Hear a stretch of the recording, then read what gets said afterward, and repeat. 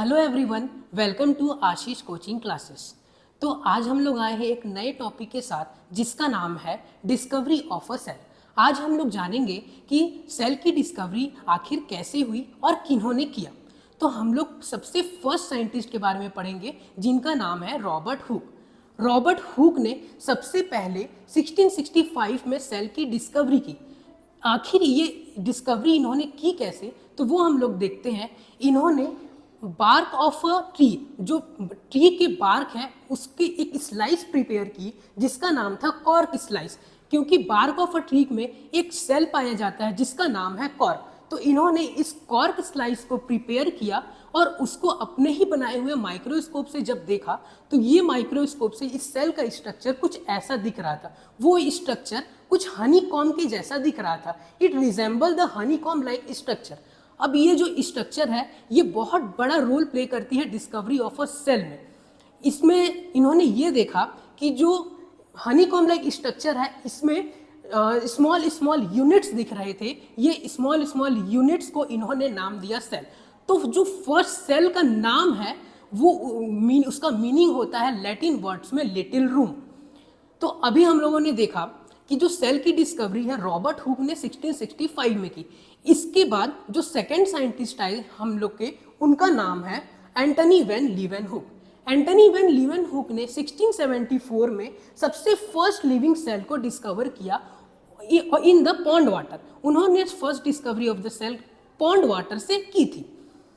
Next हम लोग देखते हैं, अब सेल की डिस्कवरी तो हो गई, अब सेल के अंदर क्या क्या स्ट्रक्चर है उसकी डिस्कवरी कुछ अलग साइंटिस्ट ने की, दूसरे साइंटिस्ट ने की। वो जो साइंटिस्ट हैं उनका नाम है रॉबर्ट ब्राउन। ये जो सर्कुलर स्ट्रक्चर है, ये सर्कुलर स्ट्रक्चर ये एक्चुअली न्यूक्लियस को दर्शा रहा था। तो ये जो न्यूक्लियस है इसकी डिस्कवरी की थी रॉबर्ट ब्राउन ने इन द ईयर 1834। 1834 में रॉबर्ट ब्राउन ने न्यूक्लियस की डिस्कवरी की थी। इसके बाद देखते हैं हम लोग न्यूक्लियस के अलावा भी सेल के अंदर और कुछ स्ट्रक्चर दिख रहे थे, फ्लूइड सब्सटेंस दिख रहा था। इसको नेक्स्ट साइंटिस्ट ने डिस्कवर किया जिनका नाम था परकेंजी।